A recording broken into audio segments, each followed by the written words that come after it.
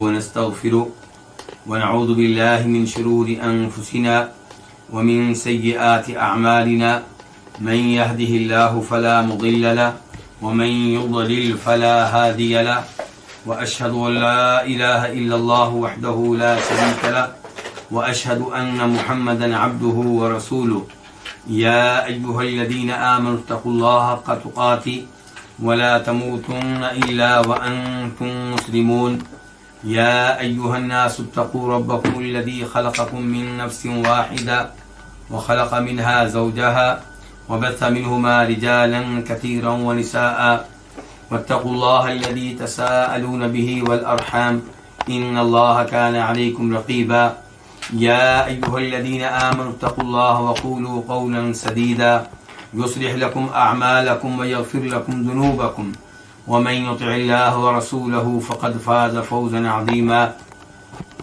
أما بعد فإن خير الحديث كتاب الله وخير الهدي هدي محمد صلى الله عليه وسلم وشر الأمور محدثاتها وكل محدثة بدعة وكل بدعة ضلالة وكل ضلالة في النار. الوافی بما فی الصحیحین، صحیح بخاری اور صحیح مسلم کی احادیث پہ مشتمل ایک عظیم کتاب 10 مقاصد پہ مشتمل ہے.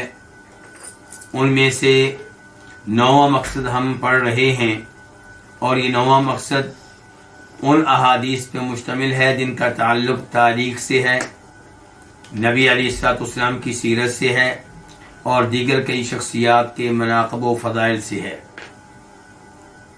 اس 9ویں مقصد میں کئی کتب ہیں. ان میں سے دوسری کتاب ہم پڑھ رہے ہیں جس کا نام ہے السیرۃ النبویہ، یعنی کہ سیرت نبوی. اور اس دوسری کتاب میں کئی ایک فصلیں ہیں. ان میں سے 11ویں فصل ہم پڑھ رہے ہیں جس کا موضوع ہے غزوۃ تبوک و ما تبعہا، کہ غزوہ تبوک اور وہ امور جو غزوہ تبوک کے تابع ہیں. اس میں ہم پہلا باب پڑھ رہے ہیں اور پہلا باب ہے جناب کعب بن مالک کی توبہ کی پہ مشتمل حدیث کے بارے میں اور غزوہ تبوک کے پورے معاملے کے بارے میں. یہ حدیث چونکہ کافی طویل ہے اس لیے اسے 2 حصوں میں تقسیم کیا گیا. ایک حصہ ہم اس کا پڑھ چکے ہیں اور اس کے دوسرے حصے کا آج ہم آغاز کریں گے. جو حصہ پڑھا ہے اس کا خلاصہ کیا ہے تاکہ ہمارے وہ بھائی جو کل موجود نہیں تھے وہ آج ہمارے ساتھ صحیح معنوں میں جڑ سکیں. کہ کعب بن مالک شروع میں بتاتے ہیں کہ میں نبی علیہ السلام کے ہمیشہ ساتھ رہا، تمام جنگوں میں، تمام غزوات میں، سوائے بدر کی غزوے کے اس میں میں پیچھے رہا، اس لیے کہ اچانک آپ نکلے تھے اور ارادہ لڑنے کا نہیں تھا، تجارتی قافلہ جو ہے اس کو پکڑنے کا ارادہ تھا. تو اس میں جو شریک نہیں ہوئے انہیں ملامت نہیں کی گئی اور انہیں قصوروار نہیں ٹھہرایا گیا. پھر وہ بتاتے ہیں کہ مجھے یہ اعزاز حاصل ہے کہ میں نے نبی علیہ السلام کی بیعت کی تھی، بیعت العقبہ، جو کہ مدینہ والوں نے مکہ پہنچ کے کی تھی، خفیہ طور پہ کی تھی، مینا میں کی تھی، مینا کی جگہ عقبہ کے پاس کی تھی. اور اس میں بیعت کی تھی کہ ہم اسلام قبول کرتے ہیں اور آپ کی حفاظت کریں گے، آپ کو پناہ دیں گے، آپ مدینہ تشریف لے آئیں. پھر تبوک کی لڑائی کے بارے میں بات کرتے ہیں کہ تبوک کی لڑائی کے موقع پہ میرے حالات بہت اچھے تھے، جسمانی طور پہ بھی، مالی طور پہ بھی. میرے پاس 2 سواریاں تھیں اور نبی علیہ السلام نے بھی اس دفعہ معاملہ کھل کے بیان کیا تھا. اس سے پہلے آپ توریے سے کام لیا کرتے تھے. لڑنے کے لیے جانا ہوتا مشرق کی جانب اور آپ اشارے ایسے دیتے گویا کہ آپ کہاں جا رہے ہیں، مغرب کی جانب. جھوٹ نہیں بولتے تھے لیکن اشارے ایسے ہوتے تھے. لیکن تبوک کی لڑائی چونکہ ایک بڑی لڑائی تھی، دور کا سفر تھا، 700 کلومیٹر کا سفر تھا، گرمیوں کا موسم تھا، مدینہ میں پھل پک چکا تھا، گرمی شدید تھی، سواریاں زیادہ موجود نہیں تھیں، راستے میں صحرا کا سامنا تھا. اس لیے آپ نے صورتحال کھل کے وعدے کر دی، لوگوں کو بتا دیا کہ ہم کہاں لڑنے جا رہے ہیں تاکہ لوگ اچھی طرح سفر کی تیاری کر سکیں، جنگ کی تیاری کر سکیں. تعداد بھی مسلمانوں کی بہت زیادہ تھی، جنہیں ایک رجسٹر میں رجسٹر کرنا ممکن نہیں تھا۔ کعب کہتے ہیں کہ تعداد اتنی زیادہ تھی کہ ہر آدمی یہ سوچ سکتا تھا کہ اگر میں غائب رہا تو کسی کو پتہ نہیں چلے گا الا یہ کہ وحی نازل ہو جائے۔ کہتے ہیں کہ نبی علیہ السلام اور صحابہ کرام نے جنگ کی تیاری شروع کر دی۔ میں بھی صبح گھر سے نکلتا کہ میں بھی تیاری کروں، لیکن شام کو جب گھر واپس آتا تو اس حال میں واپس آتا کہ میں نے کوئی بھی تیاری نہیں کی ہوتی تھی۔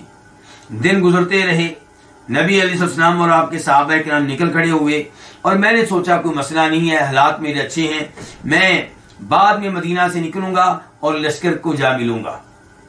لیکن کہتے ہیں کہ یہ کام بھی نہیں ہو سکا۔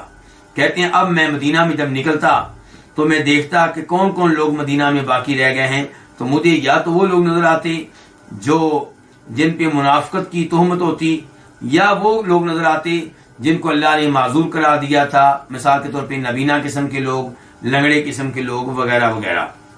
کہتے ہیں دوسری طرف اللہ کے رسول تبوک پہنچ گئے، آپ نے میرا راستے میں کوئی تذکرہ نہیں کیا، لیکن وہاں پہنچ کر آپ نے پوچھا کہ کعب کی کیا خبر ہے، تو کسی نے میرے بارے میں کہہ دیا جی اس کی چادریں اس کو ٹکنے نہیں دے رہی، لیکن معاذ بن جبل نے میری طرف سے صفائی پیش کی، اور اس نے کہا، معاذ بن جبل نے اس آدمی کو کہ تو نے بہت برے الفاظ کہے ہیں، کعب کے بارے میں ہم یہی جانتے ہیں کہ وہ ایک اچھی شخصیت کے مالک ہیں۔ کعب کہتے ہیں کہ جب اللہ کے رسول واپس ہوئے وہاں سے تو اب مجھے پریشانی لاحق ہوئی کہ میں اللہ کے رسول کا سامنا کیسے کروں گا۔ اس معاملے میں گھر والوں سے مشورہ کیا، طرح طرح کے مشورے دیے گئے، اور جب اللہ کے رسول واپس آنے لگے تو میں نے فیصلہ کر لیا کوئی جھوٹ نہیں بولوں گا، سچ کہوں گا، کیونکہ اگر میں نے جھوٹ بول لیا، اللہ کے رسول نے مجھے معاف کر دیا تو اللہ تعالیٰ بعد میں آپ کو بتا دے گا کہ حقیقت کیا ہے۔ اللہ کے رسول تشریف لے آئے، آپ نے مسجد سے آغاز کیا، 2 رکعتیں ادا کی، پھر آپ بیٹھ گئے، اور لوگ آتے رہے، اپنے اپنے عذر اور بہانے پیش کرتے رہے، اللہ کے رسول ان کے عذر قبول کرتے رہے اور ان کے لیے دعائے استغفار کرتے رہے۔ لیکن جب میں پہنچا تو آپ مسکرائے، جیسے وہ شخص مسکراتا ہے جو شدید غصے کی حالت میں ہو، اور پھر آپ نے کہا ہاں کعب تم کیوں پیچھے رہے، کیا تم نے سواری نہیں خریدی ہوئی تھی؟ میں نے کہا اللہ کے رسول بالکل میں نے سواری خریدی ہوئی تھی، اور مجھ میں گفتگو کرنے کی بڑی صلاحیت ہے، بڑی قوت ہے، اگر آپ کے علاوہ کوئی اور ہوتا تو میں اس سے اس انداز سے گفتگو کرتا کہ وہ میرے اوپر مطمئن ہو جاتا، لیکن آپ کا معاملہ مختلف ہے، آپ سے اگر آج میں جھوٹ بول لوں گا آپ راضی ہو جائیں گے، کل اللہ تعالیٰ حقیقت واضح کر دے گا اور آپ کو میرے اوپر ناراض کر دے گا، اس لیے آج میں سچ کہہ رہا ہوں، میرے پاس کوئی عذر نہیں ہے، اور سچ کہہ رہا ہوں، امید رکھتا ہوں کہ اللہ تعالیٰ مجھے معاف کر دیں گے، میرا کوئی عذر نہیں ہے، میرا کوئی بہانہ نہیں ہے، میں خوشحال تھا، طاقتور تھا۔ اللہ کے رسول نے فرمایا کہ اس نے سچ بولا ہے، اور پھر مجھ سے کہا کہ اب تم چلے جاؤ یہاں تک کہ اللہ تمہارا فیصلہ کریں۔ کعب کہتے ہیں کہ میرے قبیلے بنو سلمہ کے لوگ میرے پیچھے لگ گئے، مجھے کہنے لگے کہ تو نے کیوں نہیں کوئی نہ کوئی عذر پیش کر دیا اور اللہ کے رسول تمہارے لیے استغفار کر دیتے، مسئلہ حل ہو جاتا۔ وہ مجھے ملامت کرتے رہے یہاں تک کہ میرے دل میں یہ خیال آیا کہ میں واپس جاؤں اور میں کہہ دوں کہ نہیں اللہ کے رسول میرا تو عذر موجود تھا اور میں اپنے پہلے موقف کی تردید کر دوں۔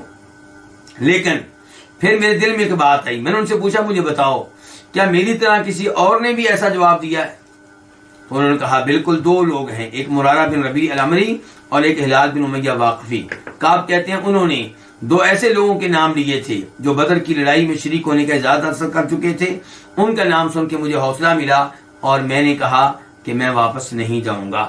نبی علیہ السلام نے لوگوں کو ہم سے کلام کرنے سے روک دیا، مدینہ کی سرزمین ہمارے لیے تبدیل ہو گئی، لوگ ہمارے لیے تبدیل ہو گئے، 50 راتیں ہماری اس حال میں گزری، میرے دونوں ساتھی گھروں میں بیٹھ کے روتے رہتے تھے، میں قدرے نوجوان تھا، طاقتور تھا، میں نکلتا نماز میں شریک ہوتا، نبی علیہ السلام کو دیکھتا کہ آپ میرے ساتھ کیا کرتے ہیں، میرے سلام کا جواب دیتے ہیں یا نہیں دیتے، اور جب میں نوٹ کرتا کہ جب میں نماز پڑھتا تھا اللہ کے رسول مجھے دیکھا کرتے تھے، لیکن جب میں نماز پڑھ کے آپ کو دیکھتا تو آپ مجھ سے اعراض کر لیتے۔ لوگوں کا اعراض کرنا بہت طویل ہو گیا، تو ایک دن میں اپنے چچا کے بیٹے ابو قتادہ کے باغ میں جا پہنچا، اور وہ میرے چچا کے بیٹے بھی تھے، میرے دوست بھی تھے، میرا ان کے ساتھ محبت کا تعلق تھا۔ میں نے سلام کہا، لیکن میرے لیے بڑی عجیب بات تھی کہ انہوں نے بھی میرے سلام کا جواب نہیں دیا۔ میں نے ان سے کہا ابو قتادہ تمہیں اللہ کا واسطہ دے کے میں کہتا ہوں، مجھے بتاؤ کہ کیا میں اللہ کے رسول سے محبت نہیں کرتا؟ وہ خاموش رہے. میں نے پھر اپنی یہ بات دہرائی, وہ پھر خاموش رہے. میں نے پھر دہرائی تو تیسری بار انہوں نے کہا اللہ اللہ کے رسول بہتر جانتے ہیں. ان کے الفاظ سن کے میری آنکھوں سے آنسو رواں رواں ہو گئے اور میں وہاں سے باغ سے نکل کھڑا ہوا اور دیوار پھلانگ کر باغ سے باہر آ گیا. اس کے بعد جو حدیث کا حصہ ہے یہ آج ہم پڑھیں گے. الوافی کا پیج نمبر 725 725 اور اس کی آخری سطر آخری لائن. قال کہتے ہیں, کون کہتے ہیں؟ کعب بن مالک کہتے ہیں فبین انا امشی بسوق المدینہ, جب کہ میں مدینہ کی مارکیٹ میں چل رہا تھا. اذا نبطی من انباط اہل الشام, تو اچانک شام کے کسانوں میں سے ایک کسان, شام کے کسانوں میں سے ایک کسان, اور یہ عیسائی تھا. ممن قادم بالطعام, ان میں سے جو آتے ہیں غلہ بیچنے کے لیے, یہ ان میں سے تھا جو آیا تھا غلہ بیچنے کے لیے. یبیعہ بالمدینہ, اس حال میں کہ اپنا غلہ کہاں بیچ رہا تھا؟ مدینہ میں. یقول, تو یہ کسان کیا کہہ رہا ہے؟ اچانک میرے لیے بات خلاف توقع تھی. وہ کہہ رہا ہے من یدل علی کعب بن مالک, کون میری رہنمائی کرے گا کعب بن مالک کی جانب؟ کون مجھے بتائے گا کعب بن مالک کون ہے, کدھر ہے؟ فتافق الناس یشیرون له, تو لوگ اس کے لیے اشارے کرنے لگے. آپ دیکھیں کہ صحابہ کرام نے نبی علیہ السلام کی تعلیمات کو کس قدر سنجیدگی سے لیا. صحابہ کرام سمجھتے تھے کعب بن مالک سچے مسلمان ہیں, لیکن جب اللہ کے رسول نے کہہ دیا کہ ان کو نہیں بلانا, تو معاملہ یہاں تک پہنچ گیا ہے کہ وہ شامی کسان پوچھ رہا ہے کعب بن مالک کہاں ہے. اب شامی کسان سے تو بائیکاٹ نہیں ہے, اس سے تو کہہ سکتے ہیں کہ وہ ہے جی کعب بن مالک, لیکن کعب بن مالک کے بارے میں چونکہ پوچھا جا رہا ہے اور ان کا بائیکاٹ ہے, اس لیے ان کے بارے میں وہ زبان سے یہ نہیں کہہ رہے کہ وہ کعب بن مالک, اشارے کر رہے ہیں وہ. حتی اذا جاءنی, یہاں تک کہ جب وہ میرے پاس آیا, تو دفع الیہ کتابا, تو میرے حوالے ایک کتاب مجھے میرے سپرد ایک لیٹر کیا. من مالک غسان, غسان کے بادشاہ کی طرف سے لکھا ہوا ایک خط میرے سپرد کیا. فاذا فیہ, تو اچانک اس میں یہ تھا, یعنی کہ یہ سارے امور کعب بن مالک کے لحاظ سے خلاف توقع تھے. تو کہتے اچانک اس خط میں یہ تھا اما بعد, اس کے بعد فإنہ قد بلغنی, بے شک بات یہ ہے کہ مجھے یہ پتا چلا ہے, مجھ تک یہ بات پہنچی ہے کہ ان صاحبک قد جفاکا, کہ تمہارے صاحب نے تم سے جفا کی ہے, بے رخی برتی ہے. ولم یجعلک اللہ بدار ہوان ولا مضجع, اور اللہ تعالیٰ نے آپ کو ذلت کے مقام پہ نہیں رکھا اور نہ ہی ایسے مقام پہ رکھا ہے کہ آپ ضائع ہوں, یعنی کہ آپ کی شخصیت ہے, آپ کا ایک مقام و مرتبہ ہے. دیکھیں وہ غسان کا بادشاہ کیسے کعب بن مالک کو اپنا ساتھی بنانا چاہ رہا ہے اور ان کی شان کو بیان کر رہا ہے کہ اللہ تعالیٰ نے آپ کو ذلت کے مقام پہ نہیں رکھا اور نہ ایسی جگہ رکھا ہے کہ آپ ضائع ہوں. فالحق بنا, آپ ہم سے آ ملیں, نواسی کا, ہم آپ کو مطمئن کر دیں گے, جن کے آپ کے شیان شان آپ کو مقام و مرتبہ دیں گے. فقلت, تو میں نے کہا, یہ کون کہہ رہے ہیں؟ کعب بن مالک کہتے میں نے کہا لما قرأتها, جب میں نے اسے پڑھا, کسے؟ اس خط کو, خط کے اس ورقے کو جب میں نے پڑھا تو میں نے کہا وہذا ایضا من البلاء, یہ بھی ایک آزمائش ہے. اللہ اکبر, یہ ہے کعب بن مالک کا ایمان, یہ ہے ان کی استقامت. بائیکاٹ کیے ہوئے کتنے دن ہو چکے ہیں, ایک طرف کہہ رہے ہیں مدینہ کی زمین میرے لیے تنگ ہو چکی ہے, مدینہ میں رہنا میرے لیے ناممکن ہو چکا ہے. ان حالات میں کسی بادشاہ کی طرف سے ایسی پیشکش آئے, ایسا لیٹر آئے, تو انسان پھسل جاتا ہے. لوگ دین اسلام ترک کر کے قادیانیت قبول کر لیتے ہیں یورپ کی نیشنلٹی لینے کے لیے. لوگ کہتے ہیں جی میں تو اس کا دین مانوں گا جیسے میرے ساتھ اچھا سلوک کیا ہے, یعنی کہ ان کا معیار کیا ہے کہ میرے ساتھ نیکی کس نے کی. یہ معیار نہیں ہے کہ کون سا دین ہے جو اللہ نے نازل کیا ہے.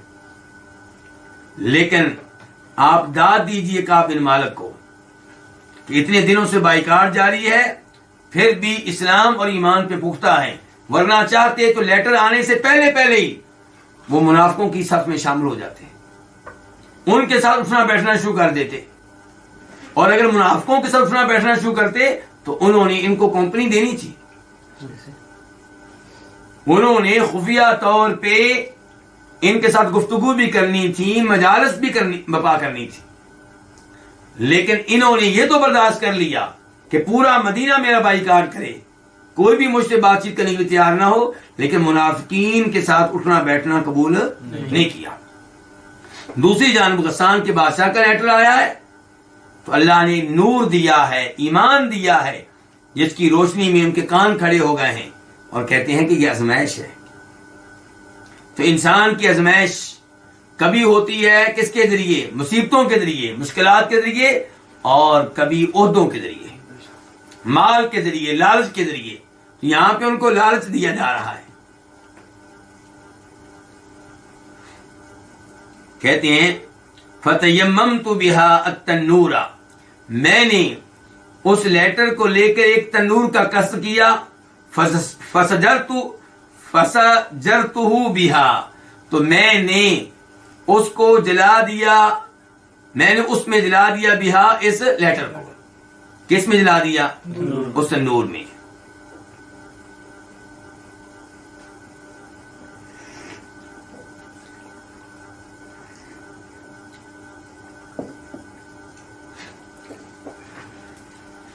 کعب بن مالک کی استقامت کی انتہا دیکھیے، یہ بھی نہیں کہا کہ چلو لیٹر گھر میں سنبھال کے رکھتا ہوں، جب حالات تبدیل ہوں گے لوگوں کو دکھاؤں گا کہ دیکھو میری قربانیاں، دیکھو تم لوگوں نے میرا بائیکاٹ جاری رکھا اور مجھے جناب دنیا کے بادشاہ لیٹر لکھ رہے تھے،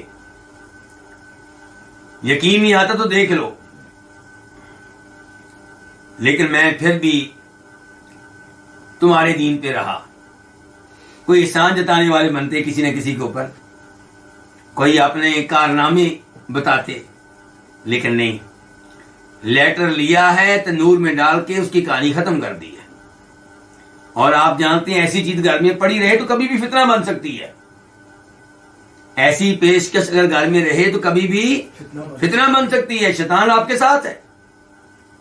اس کا مطلب یہ ہے کہ جو چیز آپ کو گناہ میں واقع کر سکتی ہے اس کی جڑ کاٹ کے رکھ دیں۔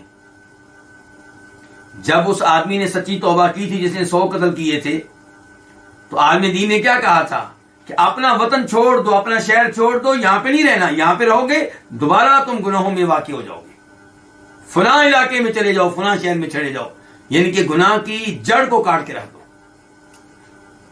آج لوگ کہتے ہیں، فون آتے ہیں، جی مجھ سے گناہ ہو جاتا ہے، توبہ کرتا ہوں اپنی طرف سے سچی، لیکن کیا کروں پھر دوبارہ گناہ ہو جاتا ہے۔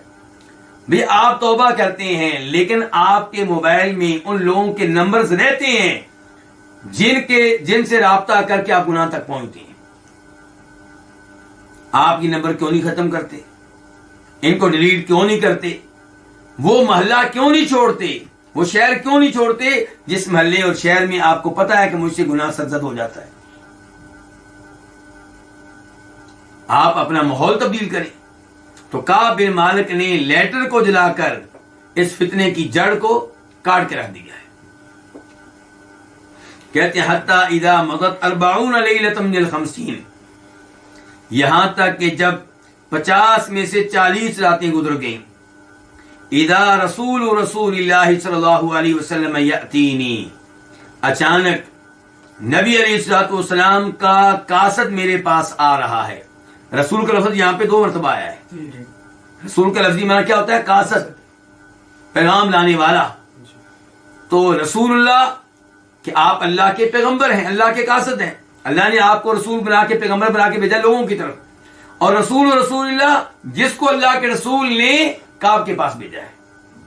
تو کہتے ہیں اچانک اللہ کے رسول کا قاصد یاتینی میرے پاس آتا ہے، فقال، وہ کہتا ہے، ان رسول اللہ صلی اللہ علیہ وسلم یأمرک ان تعتزل امرأتک، کہ اللہ کے رسول علیہ السلام آپ کو حکم دے رہے ہیں کہ آپ اپنی بیوی سے الگ ہو جائیں۔ ایک طرف پیشکشیں ہیں اور ایک طرف سے میچ ختم ہونے کی بجائے بڑھ رہی ہے.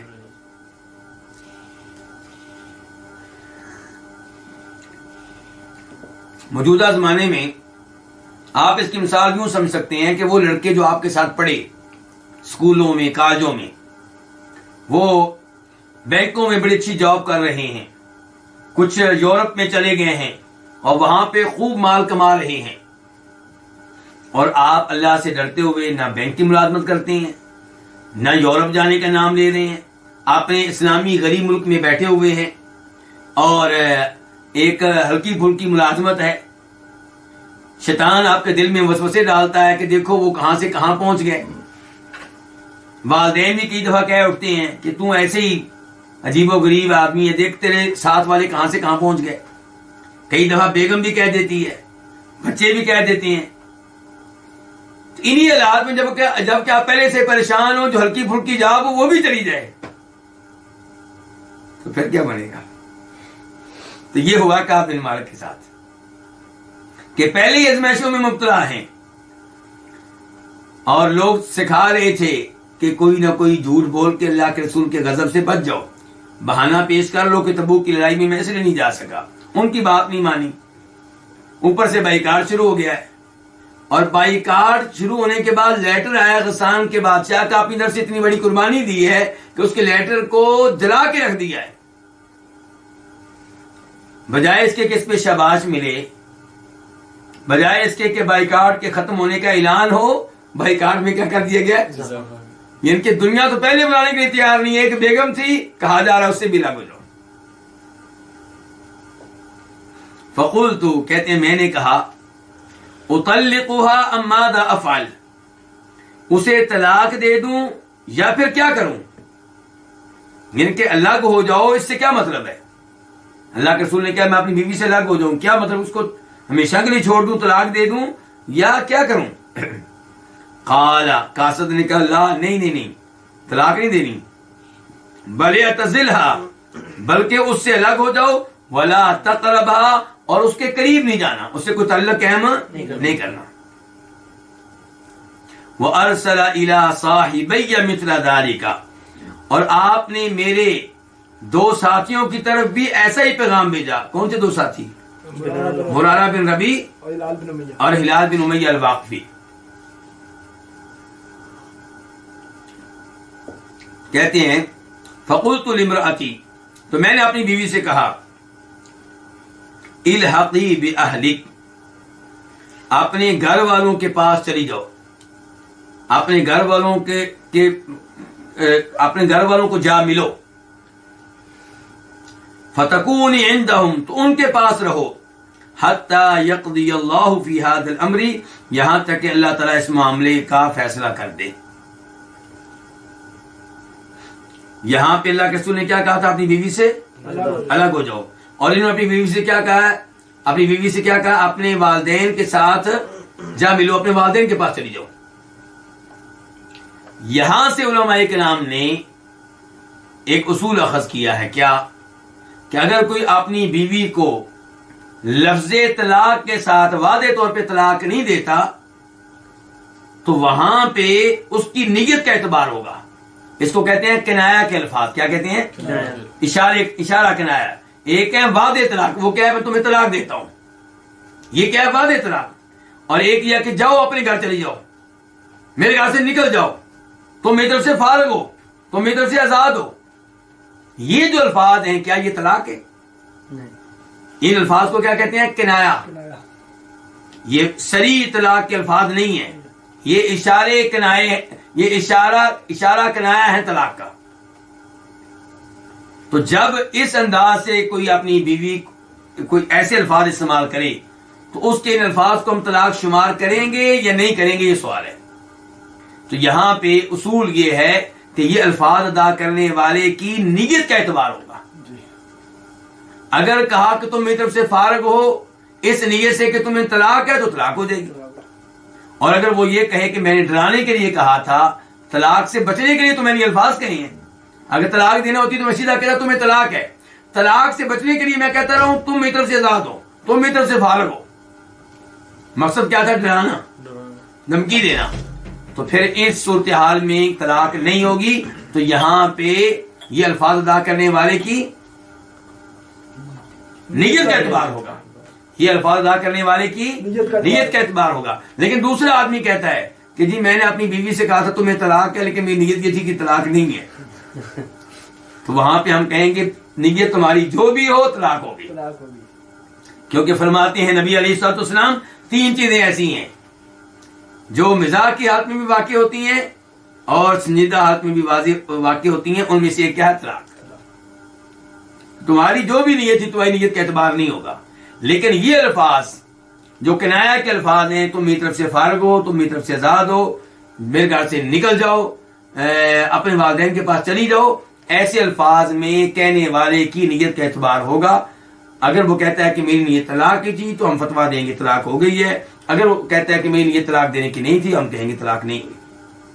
اب آپ کے ذہن میں سوال ہے کہ ہو سکتا ہے جھوٹ بول رہا ہو, تو یہاں پہ مفتی صاحب کا فرض ہے کہ اس کو سمجھائیں کہ اگر جھوٹ بولو گے تو ہم تمہاری گفتگو سن کے فتویٰ دیں گے کہ طلاق نہیں ہوئی, اور حقیقت میں تمہاری نیت طلاق دینے کی تھی تو ٹھیک ہے, وہ عورت تمہارے پاس رہے گی, لیکن تم تو جانتے ہو کہ تم طلاق دے چکے تھے.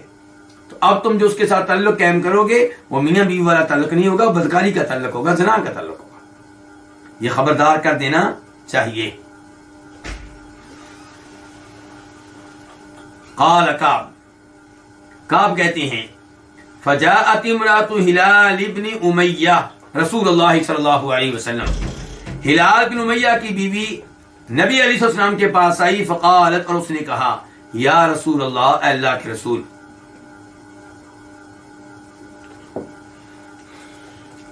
ان ہلال ابن امیہ شیخ ضائع لیس له خادم.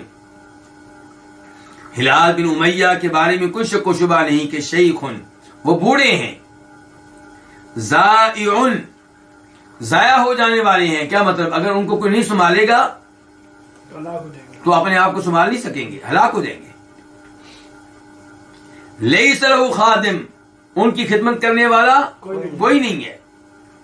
فہل تکرہ ان اخدمہ, تو کیا آپ اس بات کو ناپسند کرتے ہیں کہ میں اس کی خدمت کروں؟ ان کے آپ کی طرف سے پیغام آیا ہے کہ وہ بیوی سے الگ ہو جائیں, تو وہ تو بوڑھے ہیں, ہلاک ہو جانے والے ہیں, ختم ہو جانے والے ہیں, کوئی خدمت کرنے والا نہیں ہے, تو کیا آپ اس بات کو ناپسند کرتے ہیں کہ میں اس کی خدمت کروں؟ قال, آپ نے کہا لا, نہیں, میں اگر تم اس کی خدمت کرتی تو اس کو ناپسند نہیں کرتا. ولکن لا یقرب کی, لیکن میرا مطلب یہ ہے کہ تمہارے قریب نہ آئیں کہ تم سے میاں بیوی والا تعلق قائم نہ کرے. قالت, وہ کہنے لگی انہ واللہ ما به حرکۃ الی شیء, اللہ کی قسم ہلال میں کسی چیز کی کوئی حرکت نہیں ہے, وہ کوئی حرکت نہیں کر سکتے. میاں بیوی والا تعلق قائم کرنا تو بہت دور کی بات ہے, ان میں کوئی بھی کام کرنے کی کوئی صلاحیت نہیں ہے, کوئی قوت نہیں ہے, کوئی بھی کام کرنے کی قوت ان میں نہیں ہے, وہ کوئی حرکت نہیں کر سکتے. واللہ ما زال یبکی منذ کان من امرہ ما کان الی یوم ھذا, اللہ کی قسم وہ تو مسلسل رو رہے ہیں جب سے ان کے معاملے میں سے وہ ہوا ہے جو ہوا ہے, آج کے دن تک وہ رو رہے ہیں. فقال لی بعض اہلی, تو مجھ سے میرے اہل و عیال میں سے کسی نے کہا, یہ کون کہہ رہے ہیں؟ یہ کعب کہہ رہے ہیں, کعب کہہ رہے ہیں کہ مجھ سے میرے اہل و عیال میں سے کسی نے کہا. یہ الفاظ بتا رہے ہیں کہ کعب کا بائیکاٹ پورے مدینہ نے کیا ہوا ہے, لیکن گھر والوں نے نہیں کیا ہوا, گھر والے بائیکاٹ کا حصہ نہیں ہے. اسی لیے تو اللہ کے رسول نے بعد میں پیغام بھیجا کہ بیوی سے الگ ہو جاؤ, اور جب پوچھا گیا کہ جی اس کو نکال دیں, کہا آپ نے کہا میرا یہ مطلب نہیں ہے, بس قریب نہیں جانا. تو اس لیے گھر والے ان سے گفتگو کر رہے ہیں. فقال لی بعض اہلی, تو میرے گھر والوں میں سے کسی نے مجھ سے کہا لو استأذنت رسول اللہ صلی اللہ علیہ وسلم فی امرأتک, اگر آپ اللہ کے رسول علیہ السلام سے اجازت مانگ لیں اپنی بیوی کے معاملے میں, یعنی کہ آپ نے اپنی بیوی کو بھیج دیا ہے اور ان لوگوں کی بیویوں نے آ کے اجازت لے لی ہے, تو آپ بھی اجازت لے لیں. کما اذن لامرأتی کما اذن لامرأۃ ہلال بن امیہ ان تخدمہ، جیسے آپ نے ہلال بن امیہ کی بیوی کو اجازت دے دی ہے کہ وہ ہلال کی خدمت کر سکتی ہے، خدمت کرے۔ فقلت، تو میں نے کہا، کون کہہ رہے ہیں؟ کعب۔ کس سے کہا؟ گھر والوں میں سے جس نے مشورہ دیا تھا کہ آپ اللہ کے رسول سے جا کے اجازت مانگ لیں۔ میں نے کہا واللہ، اللہ کی قسم، لا استأذن فیہا رسول اللہ صلی اللہ علیہ وسلم، میں اس معاملے میں، بیوی کے معاملے میں نبی علیہ السلام سے اجازت نہیں مانگوں گا۔ وما یدرینی ما یقول رسول اللہ صلی اللہ علیہ وسلم، مجھے کیا پتا اللہ کے رسول مجھے کیا جواب دیں گے۔ اذا استأذنته فیہا، جب میں آپ سے اجازت مانگوں گا، فیہا، بیوی کے معاملے میں۔ وانا رجل شاب، جبکہ میں نوجوان آدمی، ان کے وہ تو بوڑھے تھے، تو ان کی بیویوں نے اجازت مانگی تو آپ نے اجازت دے دی۔ میں نوجوان ہوں، ہو سکتا ہے مجھے اللہ کے رسول اجازت نہ دے۔ فلبثت بعد ذلك 10 لیال، میں اس کے بعد 10 راتیں ٹھہرا رہا، یعنی کہ یہ پہلے 40 دن ہو چکے تھے اور 10 راتیں اب مزید یہ ہو گئی، اور یہ 10 راتیں بیوی کے بغیر ہیں۔ حتی کملت لنا 50 لیلۃ، یہاں تک کہ ہمارے لیے 50 راتیں مکمل ہو گئیں۔ من حین نہا رسول اللہ صلی اللہ علیہ وسلم عن کلامنا، جب سے اللہ کے رسول نے ہم تینوں سے گفتگو کرنے سے روکا تھا، تب سے کتنی راتیں مکمل ہو گئیں؟ 50۔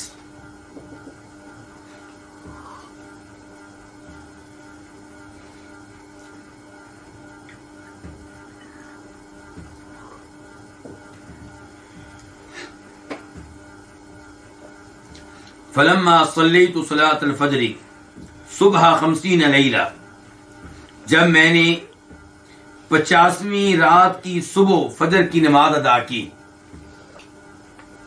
وَأَنَا عَلَى ظَهْرِ بَيْتٍ مِّن بُيُوتِنَا، جبکہ میں اپنے گھروں میں سے کسی گھر کی چھت پہ تھا، کیونکہ ہمارے جو گھر تھے ان میں سے کسی گھر کی چھت پہ تھا۔ فَبَيْنَ أَنَا جَالِسٌ عَلَى الْحَالِ الَّتِي ذَكَرَ اللَّهُ، تو جب کہ میں اس حالت پہ بیٹھا ہوا تھا جس کا تذکرہ اللہ نے کیا ہے، میرا وہ حال تھا جس کا تذکرہ کس نے کیا ہے؟ اللہ نے کیا ہے۔ سورہ توبہ کی آیت نمبر 118 میں، قد ضاقت علی نفسی، میری جان مجھ پہ تنگ ہو گئی تھی۔ وضاقت علی الارض بما رحبت، اور زمین کشادہ ہونے کے باوجود مجھ پہ تنگ ہو گئی تھی۔ زمین کتنی کشادہ ہے؟ لیکن کہتے ہیں میرے لیے مجھ پہ تنگ ہو گئی تھی۔ کہتے ہیں جب یہ صورتحال تھی کہ میں فجر کی نماز پڑھ کے بیٹھا ہوا تھا اور میں اپنے آپ سے تنگ، زمین میرے لیے تنگ، تب کیا ہوا؟ سمعت صوت صارخ، میں نے ایک چیخنے والے کی آواز سنی۔ اوفى على جبل صلع، جو صلع پہاڑ پہ چڑھا ہوا تھا۔ بأعلى صوته، اس نے چیخ ماری اپنی بلند ترین آواز کے ساتھ۔ کیا کہا؟ اس نے کہا یا کعب بن مالک ابشر، اے کعب بن مالک خوش ہو جاؤ۔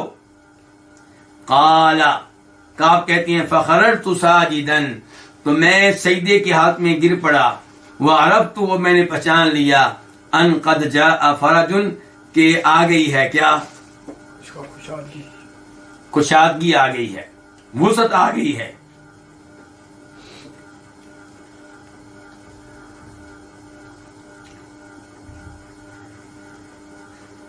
یہاں پہ ایک سوال ہے،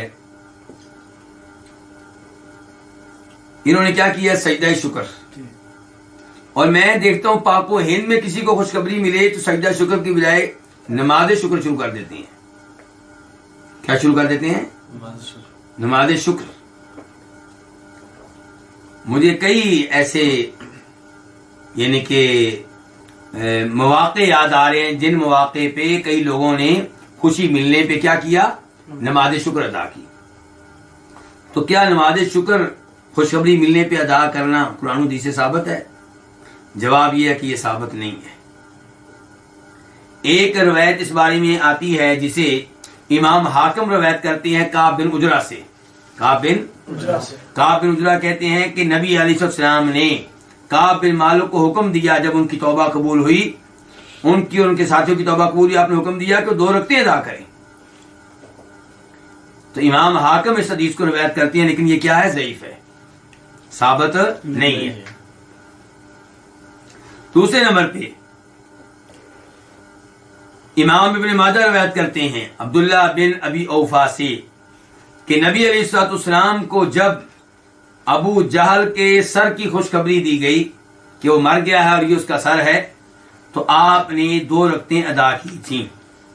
یہ روایت بھی ضعیف ہے، اور اس کو ضعیف قرار دینے والوں میں شیخ البانی رحمہ اللہ بھی ہیں۔ کتنی روایتیں ہو گئی؟ 2۔ تیسرے نمبر پہ بخاری مسلم کی حدیث ہے کہ جب مکہ فتح ہوا تو ام ہانی کہتی ہیں کہ میں نبی علیہ الصلوۃ والسلام کے پاس پہنچی اور آپ غسل کر رہے تھے، فاطمہ نے پردہ کیا ہوا تھا رضی اللہ تعالی عنہا۔ آپ نے پوچھا کون؟ میں نے کہا ام ہانی۔ تو آپ نے کہا مرحبا بام ہانی، میں ام ہانی کو ویلکم کرتا ہوں۔ اس کے بعد ام ہانی کہتی ہیں کہ پھر آپ نے 8 رکعتیں ادا کی۔ ان 8 رکعتوں کو کئی علماء کرام نے نماز شکر قرار دیا ہے، ان میں سے ایک امام ابن القیم رحمہ اللہ بھی ہیں۔ وہ کہتے ہیں کون سی نماز ہے؟ نماز شکر۔ صحیح بات یہ ہے کہ نماز شکر نہیں ہے، کیونکہ ام ہانی کہتی ہیں ثم صلی 8 رکعات صبحۃ الضحیٰ، پھر آپ نے 8 رکعتیں ادا کی۔ کون سی 8 رکعتیں؟ چاش کی نماز۔ اور اسے یہ بھی پتا چلا کہ اللہ کے رسول نے نہ صرف یہ کہ نماز چاش کی ترغیب دی ہے، خود بھی نماز چاش ادا کی ہے، کیونکہ کئی صحابہ کرام کے ایسے اقوال ملتے ہیں کہ ہم نے آپ کو نماز چاش پڑھتے ہوئے نہیں دیکھا۔ تو ہم کہیں گے آپ نے نہیں دیکھا، اور آپ صحیح کہہ رہے ہیں، دوسروں نے دیکھا ہے۔ اس کی ایک دلیل یہ والی حدیث ہے۔ تو ام ہانی حدیث کی راویہ بتا رہی ہیں یہ 8 رکعتیں کون سی تھیں؟ چاش کی نماز تھی۔ اور اس لیے بھی بتا رہا چاش کی نماز آپ 2 پڑھیں، 4 پڑھیں، 6 پڑھیں، 8 پڑھیں، کوئی مسئلہ نہیں ہے۔ تو یہ حدیث صحیح ہے، لیکن اس میں جو نماز ہے وہ نماز شکر نہیں ہے۔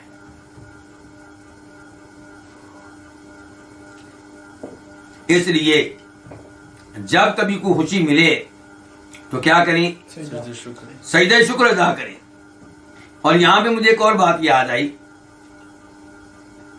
کہ شاید آپ لوگوں نے بھی نوٹ کیا ہو کہ کئی کھلاڑی میچ جیتنے کے بعد گراؤنڈ میں کیا کرتے ہیں؟ سجدہ شکر ادا کرتے ہیں، اور ان لوگوں کی طرف سے سجدہ شکر دیکھ کر خوشی ہوتی ہے کہ چلے ان کو بھی رب کا علم ہے، نماز کا علم ہے، سجدے کا علم ہے، اور ہم امید کرتے ہیں انشاءاللہ دین میں کافی بہتر ہوں گے۔ تو ایک مفتی صاحب، بلکہ نام بھی بتا دوں کوئی حد نہیں، مفتی طارق مسعود صاحب، کیونکہ آج کل ان کا نام چل رہا ہے، لوگ ان کے کلپ بڑے شوق سے سنتے ہیں، اور وہ باقی علماء کرام کے مقابلے میں کچھ کھلے دل کے ہیں، کئی دفعہ حق بات کا اعتراف کر لیتے ہیں چاہے ان کے مسلک کے خلاف ہو، لیکن جہاں وہ 15-20 باتیں ایسی بیان کر جاتے ہیں جو حق ہیں چاہے مسلک کے خلاف ہو، وہاں 80 باتیں ان کی وہی ہوتی ہیں جو مسلک کے مطابق ہوتی ہیں۔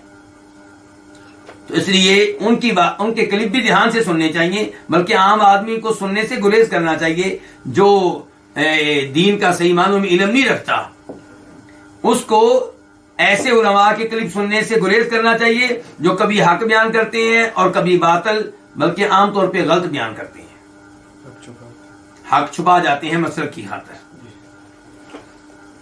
تو کہنے کا مطلب یہ ہے کہ مفتی طارق صاحب بہرحال دوسروں کے مقابلے میں کافی بہتر ہیں، اس میں کوئی شک و شبہ نہیں، حق بات بیان کرنی چاہیے، لیکن پبلک کی بات کر رہا ہوں، پبلک جب سنے گی تو ان کو کیا پتا چلے گا کہ یہ کہاں پہ حق بیان کیا، کہاں پہ غلط چیز بیان کی ہے۔ لیکن فی الحال میرا موضوع یہ نہیں ہے، موضوع یہ ہے کہ وہ کیا کہتے ہیں، سجدہ شکر سے روک رہے ہیں کھلاڑیوں کو۔ کیوں؟ کہتے ہیں بغیر وضو کے کر رہے ہوتے ہیں۔ حالانکہ سجدہ شکر جو ہے یہ اچانک خوشی ملنے پہ کیا جاتا ہے۔ دیکھو اللہ اما بعد، معذرت چاہتے ہیں کہ رابطہ منقطع ہو گیا تھا، تو گفتگو ہو رہی تھی سجدہ شکر کے بارے میں کہ وہ مفتی صاحب کہتے ہیں کہ سجدہ شکر وضو کے بغیر نہیں کرنا چاہیے، حالانکہ سجدہ شکر اچانک خوشی ملنے پہ کیا جاتا ہے اور اس کا تقاضا یہ کہ فوری طور پہ آپ سجدے میں گر پڑیں. تو سجدہ شکر کے لیے وضو ضروری ہونا اس کی کوئی دلیل نہیں ہے. تو یہ کعب بن مالک نے سجدہ کیا ہے. بہرحال اس کے بعد وآذن رسول اللہ صلی اللہ علیہ وسلم بتوبۃ اللہ علینا حین صلی صلاۃ الفجر. نبی علیہ الصلوۃ والسلام نے اللہ کی ہمارے بارے میں توبہ کے متعلق بتا دیا تھا جب آپ نے فجر کی نماز پڑھائی.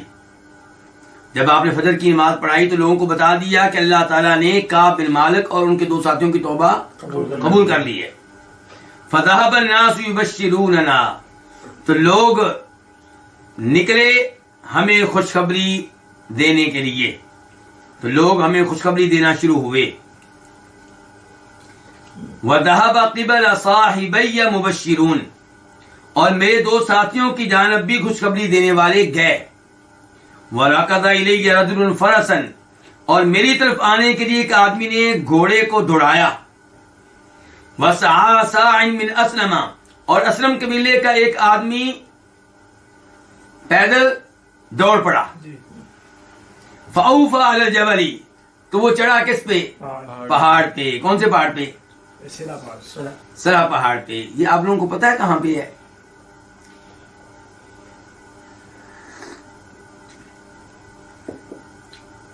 مسجد خندق کا پتہ ہے؟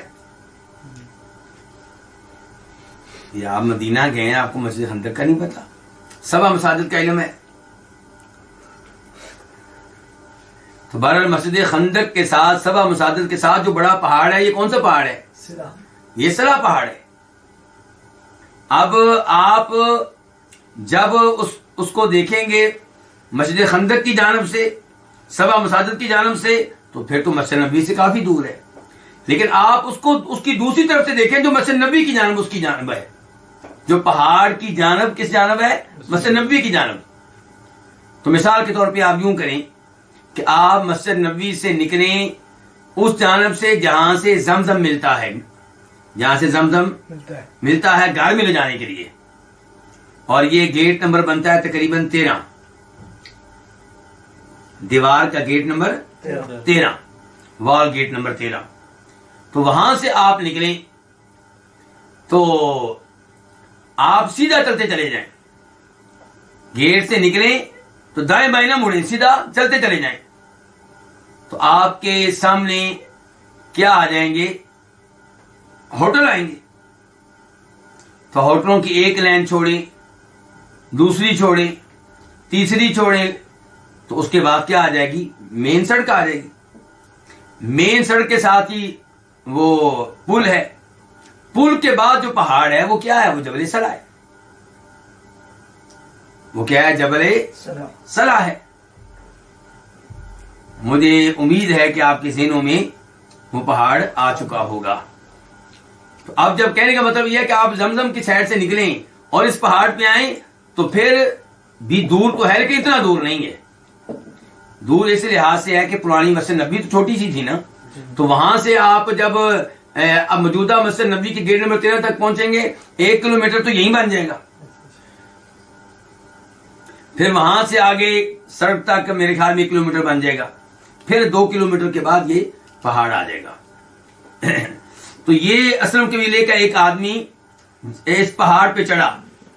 وَكَانَ الصَّوْتُ أَسْرَعَ مِنَ الْفَرَسِ، کعب بن مالک کہتے ہیں آواز گھوڑے سے زیادہ تیز رفتار تھی.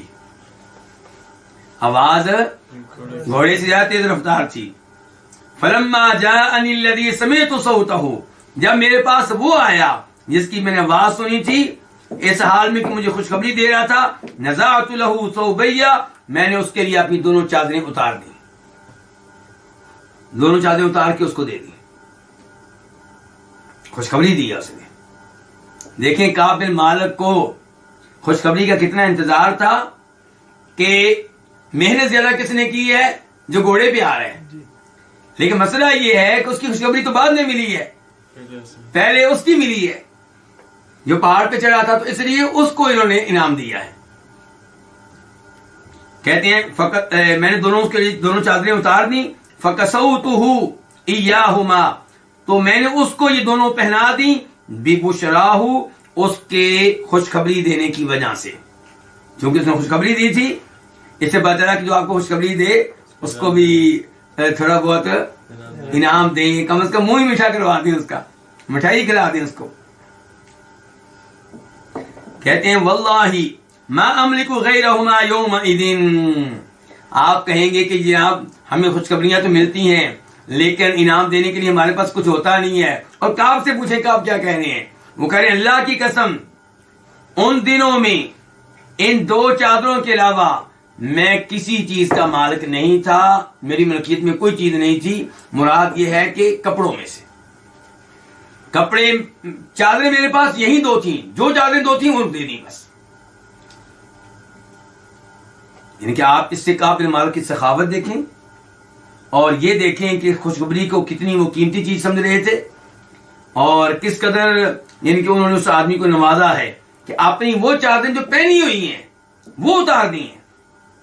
یہ بھی نہیں کہا بھائی ٹھیک ہے تم نے خوشخبری دی ہے، میرا تمہارا وعدہ ہو گیا، تمہیں دو چادریں لے کر دوں گا میں، یا یہ دو چادریں تیری ہو گئی میں اپنی خرید لوں پھر میں تمہیں دے دوں گا۔ نہیں نہیں یہ کام نہیں کیا، اس کو دے دیے۔ خود کیا کیا ہے، وَسَارْتُ ثَوْبَيْنِ، اور میں نے دو چادریں عاریۃً لی فَلَبِسْتُهُمَا، تو میں نے ان کو پہنا، یعنی کسی سے دو چادریں عارضی طور پہ لے لی کہ مجھے دو میں تمہیں بعد میں دے دوں گا، اور اس آدمی کو نوازا ہے، اس کو ڈرایا نہیں ہے۔ کیونکہ یہ بھی بڑا مسئلہ ہے کہ ہمیں جو خوشخبری دے ہم اس کو ایک وہ کہتا ہے کچھ کھلاؤ پلاؤ، ہم کہتے ہیں جناب ٹھیک ہے جب آپ کہیں گے، جب آپ کہیں گے۔ یہ ٹرخانے کا بہترین طریقہ ہے کہ جب آپ کہیں گے۔ جی ہاں جی، کہتے ہیں وَانْطَلَقْتُ إِلَىٰ رَسُولِ اللَّهِ صلی اللہ علیہ وسلم، اور میں نبی علیہ الصلوۃ والسلام کی طرف چل پڑا۔ فَيَتَلَقَّانِ النَّاسُ فَوْجًا فَوْجًا، تو لوگ میرا استقبال کر رہے تھے گروہ در گروہ، 10 آدمی ملتے، کہیں 15 ملتے، کہیں 20 ملتے۔ یُهَنِّئُونَنِی بِالتَّوْبَةِ، مجھے توبہ پہ مبارکباد پیش کر رہے تھے۔ یقولون، کہہ رہے تھے، لِتَهْنِكَ تَوْبَةُ اللَّهِ عَلَيْكَ، اللہ کی تمہارے اوپر توبہ جو ہے اس کی تمہیں مبارک ہو، اللہ نے جو تمہارے اوپر رجوع کیا ہے، اللہ نے تمہارے اوپر مہربانی فرمائی ہے، یہ اس کی تمہیں مبارک ہو۔ قال کعب کہتے ہیں حتی دخلت المسجد، یہاں تک کہ میں مسجد میں داخل ہوا۔ فَإِذَا رسول اللہ صلی اللہ علیہ وسلم جالس حولہ الناس، تو اچانک اللہ کے رسول تشریف فرما ہے اور آپ کے ارد گرد لوگ بھی موجود ہیں۔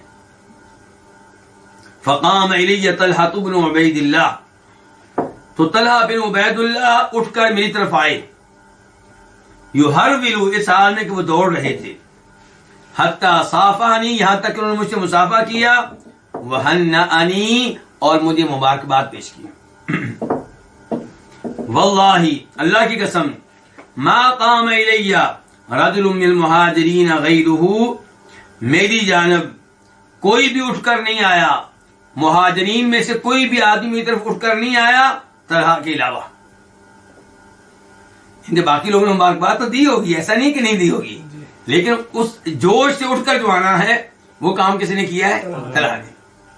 کہتے ہیں ولا انساہا لطلحہ، اور یہ چیز میں طلحہ کی جانب سے کبھی بھولوں گا نہیں۔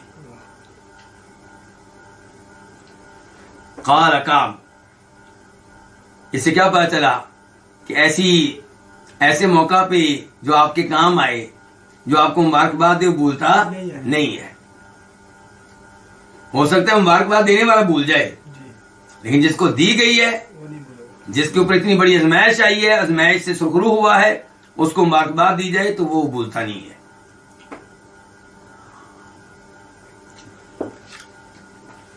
اور کعب کہتے ہیں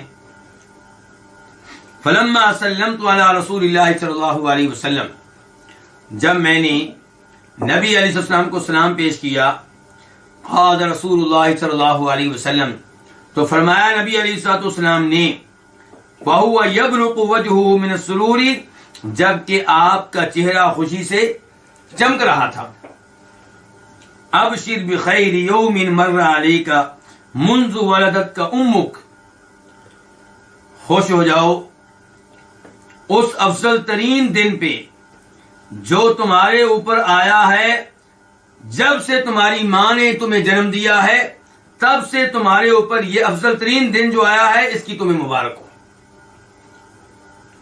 قال، کہتے ہیں کون؟ کعب، قلت، میں نے کہا، امن عندک یا رسول اللہ امن عند اللہ، یہ توبہ، یہ معافی آپ کی طرف سے ہے اللہ کے رسول، یہ اللہ تعالیٰ کی طرف سے ہے؟ یعنی کہ آپ نے اپنی طرف سے لوگوں کو کہا ہے کہ اب کعب کا بیکار ختم کر دو، بہت ازمائش اس کی لمبی ہو گئی ہے، یا اللہ نے میرے بارے میں اوپر سے کوئی توبہ نازل کی ہے؟ اچھا، یہ سوال کیا بتا رہا ہے؟ کہ اللہ اور ہے، اللہ کے رسول اور ہیں۔ یہ کہنا کہ اللہ اور اللہ کے رسول ایک ہے، یہ غلط ہے، اور افسوس سے کہنا پڑتا ہے کہ آج کل کے کئی صوفی لوگ یہ عقیدہ رکھتے ہیں کہ اللہ، اللہ کے رسول ایک ہیں۔ تو خالق ہے، مخلوق ہے۔ تو یہاں پہ کہا جا رہا ہے کیا یہ معافی آپ کی طرف سے اللہ کے رسول یا اللہ کی طرف سے ہے؟ قال، تو فرمایا نبی علیہ السلام نے، لا، نہیں، کیا مطلب؟ میری طرف سے نہیں ہے، بل من عند اللہ، بلکہ یہ اللہ کی طرف سے ہے۔ وکان رسول اللہ صلی اللہ علیہ وسلم اذا سر استنار وجهه حتى كأنه قطعة قمر، اور نبی علیہ السلام جب خوش ہوتے تو آپ کا چہرہ چمکتا، یہاں تک کہ وہ ایسے ہو جاتا گویا کہ چاند کا ٹکڑا ہو۔ وَقُلْنَا نَعْرِفُ ذَلِكَ مِنْهُ، اور یہ چیز ہم آپ سے جانتے تھے۔ کیا مطلب؟ ہم میں یہ بات مشہور تھی کہ جب اللہ کے رسول خوش ہوتے ہیں تو آپ کا چہرہ چمکنے لگتا ہے اور ایسے ہو جاتا ہے جیسے چاند کا ٹکڑا ہو۔ فَلَمَّا جَلَسْتُ بَيْنَ يَدَيْهِ، جب میں آپ کے سامنے بیٹھا، قلت، میں نے کہا، یا رسول اللہ، اے اللہ کے رسول،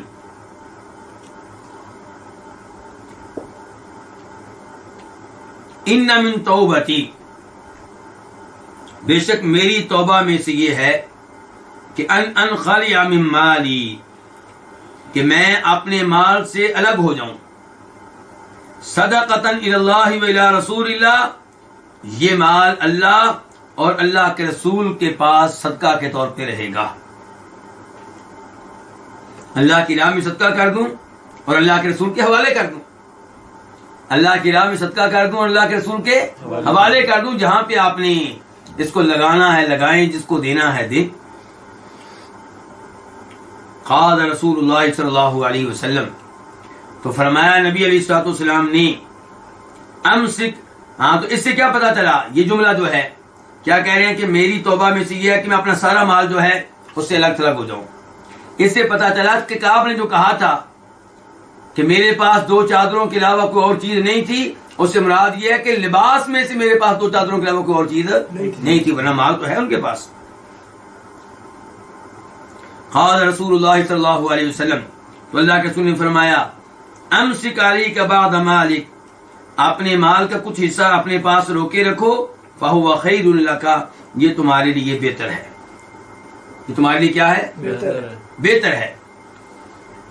اس سے ایک تو یہ پتا چلا کہ سارے کا سارا مال اللہ کی راہ میں صدقہ خیرات کے طور پہ دیا جا سکتا ہے۔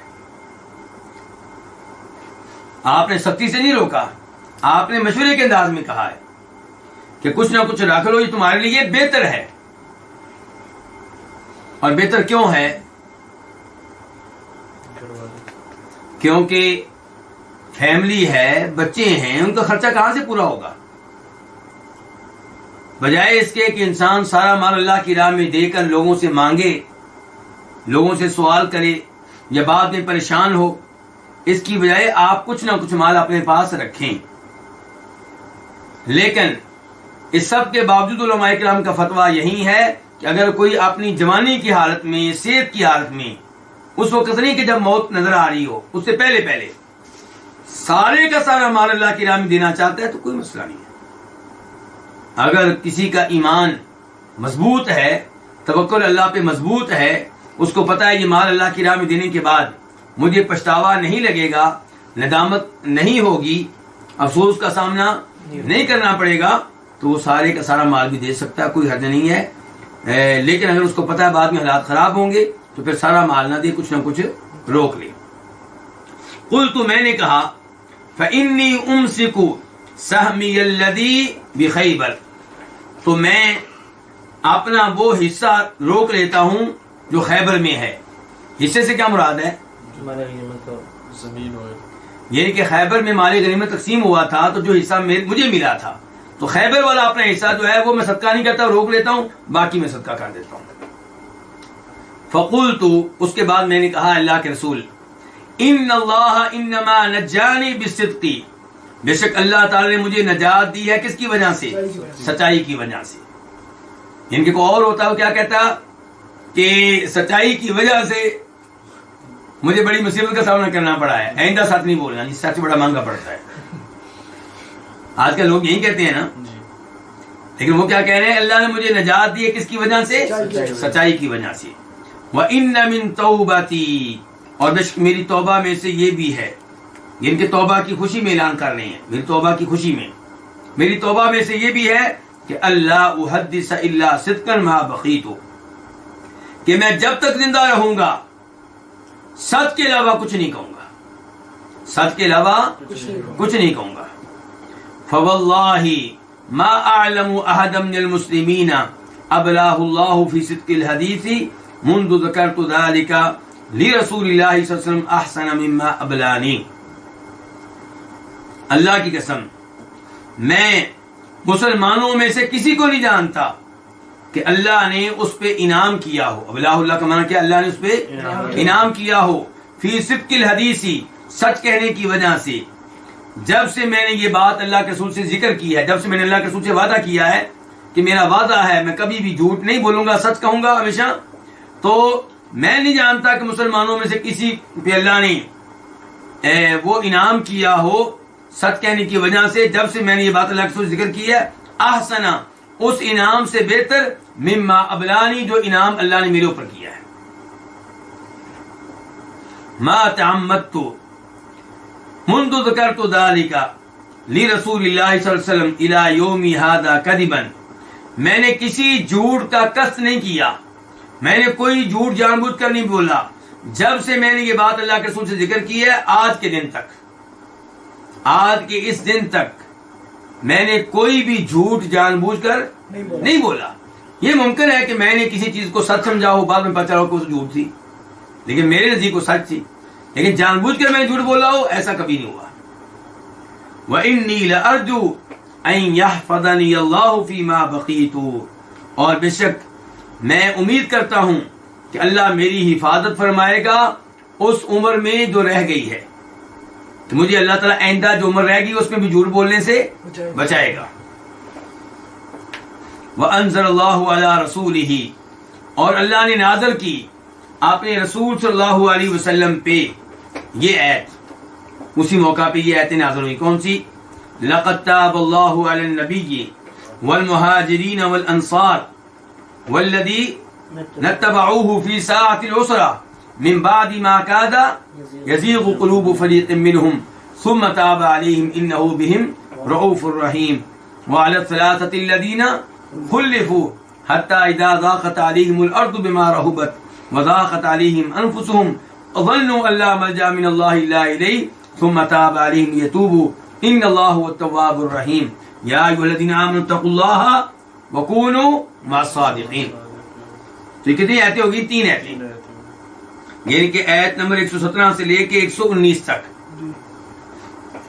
تو کیا کہہ رہے ہیں اللہ تعالیٰ نے آیتوں میں کہ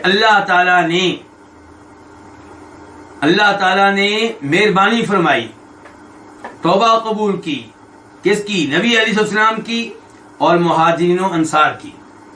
اور ان لوگوں کی جنہوں نے آپ کی پیروی کی مشکل کی گھڑی میں، جبکہ ایک گروہ کے دل ٹیڑھے ہو چکے تھے، جبکہ ایک گروہ کے دل قریب تھا کہ ٹیڑھے ہو جاتے، ہوئے نہیں تھے، قریب تھا کہ ہو جاتے۔ یہ اشارے کس جانب ہے؟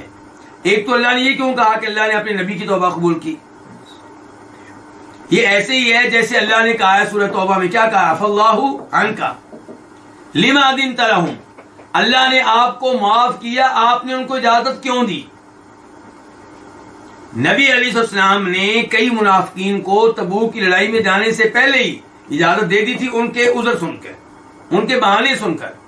تو اللہ نے کہا کہ اللہ نے آپ کو معاف کر دیا ہے، لیکن آپ نے اجازت کیوں دی تھی ان کو؟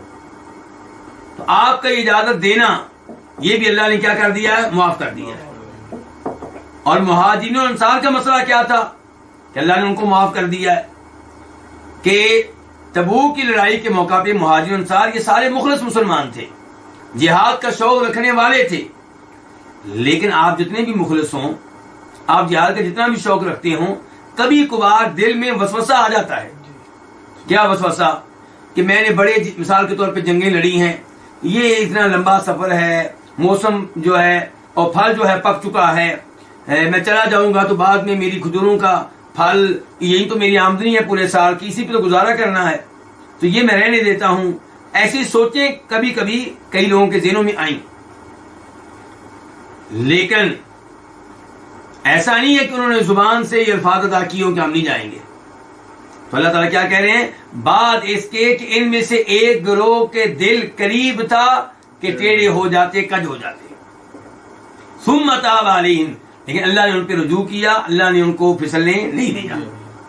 اس کے بعد اللہ تعالیٰ کہتے ہیں وَعَلَى الثَّلَاثَةِ الَّذِينَ خُلِّفُوا، اور اللہ نے ان 3 لوگوں کی توبہ بھی قبول کر لی ہے۔ الذین خلفوا، جو پیچھے رہ گئے، جن کو پیچھے کر دیا، پیچھے کر دیا گیا، کیا مطلب؟ جن کا فیصلہ پیچھے کر دیا گیا دھیان سے۔ یہاں کئی لوگ غلطی کر جاتے ہیں، خلفوا سے مراد یہ نہیں ہے کہ جنہیں تبوک کی لڑائی سے پیچھے رکھا گیا، تبوک کی لڑائی میں شریک نہیں ہو سکے، نہیں، مراد یہ ہے کہ جن کی توبہ لیٹ قبول ہوئی، جن کا فیصلہ لیٹ ہوا، 50 دنوں کے بعد ہوا۔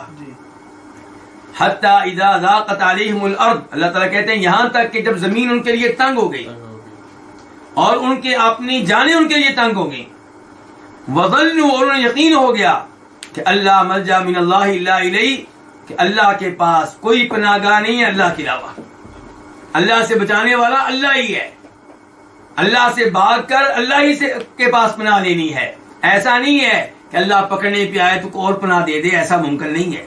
جس کو اللہ پکڑنے پہ آئے اسے نہ کوئی فرشتہ پناہ دے سکتا ہے، نہ کوئی نبی، نہ کوئی ولی۔ اللہ سے بھاگ کر اللہ کی طرف جانا ہے، فَفِرُّوا إِلَى اللَّهِ، اللہ سے بھاگ کر کس کے پاس جانا ہے؟ اللہ کے پاس جانا ہے۔ یہ دنیا میں ہوتا ہے کہ ایک سے بھاگ کر آپ دوسری کی طرف چلے گئے، کیونکہ دونوں مد مقابل ہوتے ہیں، ایک آپ کو سزا دینا چاہتا ہے، دوسرا آپ کو بچا لے گا، لیکن جس کو اللہ پکڑنے پہ آئے اس کو کوئی پناہ نہیں دے سکتا۔ آخر میں اللہ نے کہا آخری آیت میں، یا ایھا الذین آمنوا اتقوا اللہ، اے ایمان والو اللہ سے ڈرو، وکونوا مع الصادقین، ہمیشہ کن کے ساتھ رہو؟ جو سچ کہنے والے ہیں۔ کعب بن مالک جیسے لوگوں کے ساتھ رہو، منافقوں کے ساتھ نہیں، جنہوں نے جھوٹ بول رہے تھے کہ جناب ہمارا یہ بہانہ تھا، ہمارا یہ بہانہ تھا۔ تو یہ آیتیں ہیں جو نازل ہوئیں۔ اس کے بعد فواللہ، اللہ کی قسم، ما انعم اللہ علی من نعمت قط، اللہ نے میرے اوپر کبھی بھی کوئی انعام نہیں کیا، بعد ان ہدانی للاسلام، مجھے اسلام کی توفیق دینے کے بعد، مجھے اسلام کی ہدایت دینے کے بعد اللہ نے میرے اوپر کبھی بھی کوئی انعام نہیں کیا، اعظم فی نفسی، جو میرے دل میں بڑا ہو، من صدقی لرسول اللہ، میرے اللہ کے رسول کے سامنے سچ بولنے سے بڑھ کر، میرے نزدیک میرے مسلمان ہونے کے بعد جو اللہ نے میرے اوپر سب سے بڑا انعام کیا وہ یہ کہ میں نے اللہ کے رسول کے سامنے سچ بولا تھا۔ اس سے بڑا انعام میرے اوپر اللہ نے کوئی نہیں کیا۔ یہ ہیں صحیح معنوں میں مومن، کہ وہ یہ نہیں کہتے کہ میں نے سچ بولا تو میں فلاں خان ہوں، میرا کارنامہ ہے، کہتے ہیں یہ اللہ کی توفیق ہے، یہ اللہ کا انعام ہے کہ میں نے سچ کہا، یہ اللہ کا انعام ہے کہ میں نمازیں پڑھتا ہوں، یہ اللہ کا انعام ہے کہ میں صدقہ خیرات کرتا ہوں، یہ اللہ کا انعام ہے کہ میں نے اپنی اولاد کو نماز روزے پہ لگایا ہے، میرا کارنامہ نہیں، یہ اللہ کی توفیق ہے۔ اللہ اکون کذبتہ کہ میں نے آپ سے جھوٹ نہیں کہا، فاہلکا تو میں ہلاک ہو جاتا، کما ہلک الذین کذبوا جیسے وہ ہلاک ہوئے جنہوں نے جھوٹ بولا تھا، یعنی کہ منافقین۔ فإن اللہ قال للذین کذبوا کیونکہ اللہ نے کہا ان کے حق میں جنہوں نے جھوٹ بولے تھے، حین انزل الوحی جب اللہ نے وحی نازل فرمائی، کیا کہا؟ شر ما قال لأحد اللہ تعالیٰ نے وہ برے ترین الفاظ کہے، یعنی کہ سخت ترین الفاظ کہے جو اللہ نے کسی کے لیے کہے ہوں گے۔ اللہ نے جو کسی کے لیے الفاظ کہے ہوں گے ان میں سے اللہ نے برے ترین، ان کے سخت ترین الفاظ کہے۔ فقال تبارک و تعالی چنانچہ اللہ تعالیٰ نے ان کے بارے میں کیا کہا؟ اللہ نے کہا سیحلفون باللہ لکم اذا انقلبتم الیہم لتعرضوا عنہم فاعرضوا عنہم انہم رجس ومأواہم جہنم جزاء بما كانوا یکسبون۔ یحلفون لکم لترضوا عنہم فإن ترضوا عنہم فإن اللہ لا یرضی عن القوم الفاسقین۔ اللہ نے ان دو آیتوں میں کیا کہا ہے کہ جب تم لوگ لڑائی سے واپس آؤ گے تو یہ تمہارے سامنے قسمیں اٹھائیں گے اللہ تعالیٰ کی، کیوں؟ تاکہ تم ان کو نظر انداز کر دو، ان کو سزا نہ دو۔ اللہ کہتے ہیں ان کو کر دو نظر انداز، یہ واقعی اس قابل ہیں کہ ان کو نظر انداز کر دینا چاہیے، ان کی کوئی اہمیت نہیں ہے۔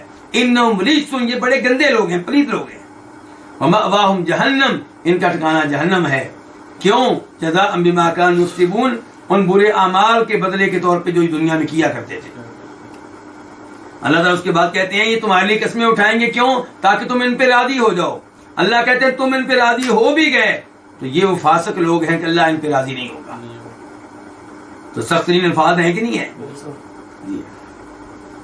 تو کعب کہہ رہے ہیں کہ ہم نے سچ کہا تو اللہ نے ہمارے بارے میں کتنے اچھے الفاظ کہے۔ وہ جھوٹ بولتے رہے اور سمجھتے رہے کہ اللہ کے رسول نے ہمیں معاف کر دیا ہے اور اللہ کے رسول نے ہماری استغفار کر لیا ہے، لیکن نہ اللہ کے رسول کا معاف کرنا ان کے کام آیا، نہ اللہ کے رسول کا استغفار کرنا ان کے کام آیا۔ اللہ نے ان کے بارے میں سخت ترین الفاظ کہے۔ قال کعب کہتے ہیں وَكُنَّا تَخَلَّفْنَا أَيُّهَا الثَّلَاثَةَ اور ہم پیچھے رہے۔ میری مراد کیا ہے کہ ہم تین لوگ، میری مراد کیا ہم تین لوگ پیچھے رہے عن امر اولئک الذین ان لوگوں کے معاملے سے الذین قبل منہم رسول اللہ جن سے نبی علیہ السلام نے قبول کیا، حین حلفوا لہ جب انہوں نے آپ کے سامنے قسمیں اٹھائیں۔ کیا قبول کیا آپ نے؟ ان کے عذر کو قبول کیا۔ فبایعہم آپ نے ان سے بیعت لی، واستغفر لہم اور ان کے لیے آپ نے دعائے مغفرت کی۔ فارجع رسول اللہ صلی اللہ علیہ وسلم امرنا اور اللہ کے رسول نے ہمارے معاملے کو لیٹ کر دیا، ہمارے معاملے کو حتی قضى اللہ فیہ یہاں تک اللہ نے اس بارے میں فیصلہ کیا۔ فبذلک قال اللہ تو یہ وہ چیز ہے جس کے بارے میں اللہ نے کہا ہے کہ وعلی الثلاثة الذین خلفوا کہ اللہ نے ان تین کی توبہ بھی قبول فرمائی جن کا معاملہ لیٹ کر دیا گیا تھا۔ کہتے ہیں ولیس الذی ذکر اللہ مما خلفنا عن الغزو جس کا اللہ نے تذکرہ کیا ہے کہ وہ تین لوگوں کی توبہ بھی قبول ہوگی جن کا معاملہ پیچھے کر دیا گیا تھا، جس کا اللہ نے تذکرہ کیا ہے یہ اس میں سے نہیں ہے جو ہم پیچھے کر دیے گئے تھے لڑنے سے۔ اس سے مراد ہمارا لڑائی سے پیچھے رہنا نہیں ہے، بلکہ اس سے مراد انما هو تخلیف ایانا وارجاء امرنا، اس سے مراد یہ ہے کہ آپ کا ہمیں پیچھے کر دینا اور آپ کا ہمارے معاملے کو لیٹ کر دینا، من ان کے مقابلے میں جنہوں نے آپ کے لیے قسمیں اٹھائیں اور جنہوں نے آپ کے سامنے عذر پیش کیے، فقابل منہ اور آپ نے ان کے عذر قبول کر لیے۔ تو کہنا چاہتے ہیں والا سلاسل خلفو کی تفسیر بتا رہے ہیں آپ کو کہ خلفو سے مراد ہمارا لڑائی سے پیچھے رہنا نہیں ہے، خلفو سے مراد یہ ہے کہ ہمارا معاملہ پیچھے کر دیا گیا تھا، ہمارا فیصلہ جلدی نہیں کیا گیا، یہ مراد ہے۔ تو یہ ہے جی کعب بن مالک کی حدیث۔ اس کے بعد باب نمبر 2، یہ کیا ہے؟ باب حج ابی بکر بالناس سنۃ 90، سن 9 ہجری میں ابو بکر کا لوگوں کو حج کرانا، یعنی کہ ابو بکر کیا تھے؟ امیر حج۔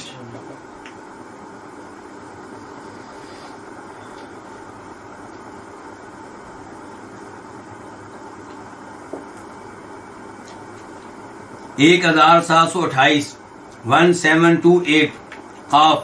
اس حدیث کے بیان کرنے پہ اتفاق ہے کس کس کا؟ امام بخاری کا، امام مسلم کا. عن حمید بن عبد الرحمن، حمید بن عبد الرحمن سے روایت ہے. یہ کون ہے؟ حمید بن عبد الرحمن بن عوف. عبد الرحمن بن عوف صحابی، عشرہ مبشرہ میں سے ان کے بیٹے ہیں. یہ ان سے روایت ہے کہ ان ابا ہریرہ اخبرہ، کہ بے شک ابو ہریرہ نے انہیں بتایا. کن کو بتایا؟ حمید کو. ان ابا بکر بعثہ، کہ ابو بکر رضی اللہ عنہ نے ان کو بھیجا. کن کو؟ ابو ہریرہ کو. ابو ہریرہ بتا رہے ہیں حمید کو کہ ابو بکر نے ان کو بھیجا. کن کو؟ ابو ہریرہ کو. فی الحجۃ التی امرہ رسول اللہ صلی اللہ علیہ وسلم علیہا، اس حج میں جس حج میں اللہ کے رسول نے ان کو امیر مقرر کیا تھا. جس حج پہ اللہ کے رسول نے ان کو امیر مقرر کیا تھا. کن کو؟ ابو بکر کو. کب؟ قبل حجۃ الوداع، حج وداع سے پہلے. حجۃ الوداع تو وہ ہے جو اللہ کے رسول نے کیا تھا، اور وہ تھا سن 10 ہجری میں. یہ اس سے پہلے والا حج ہے سن 9 ہجری کا. اس میں امیر حج کون تھے؟ ابو بکر. تو اللہ ابو بکر نے ابو ہریرہ کو بھیجا فی رہطن، ایک گروہ میں، یؤذن فی الناس، جو لوگوں میں اعلان کرے. کیا اعلان کرے؟